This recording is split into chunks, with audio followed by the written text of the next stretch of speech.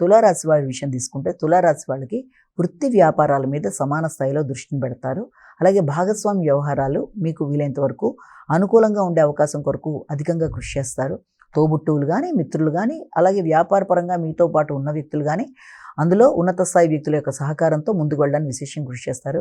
Banking రంగంలో ఉండేవాళ్ళు కానీ, కాంట్రాక్టర్స్ కానీ, వ్యవసాయానికి సంబంధించిన విషయాల్లో కానీ వారితో కలిపి చర్చలు చేసి మీ అభివృద్ధి కొరకు మీరు కీలక నిర్ణయాలు తీసుకోవడానికి అవకాశం అనేది ఉంటుంది. మీ కమ్యూనికేషన్ విషయంలో మాత్రం తగిన జాగ్రత్తలతో ముందుకు వెళ్ళాలి.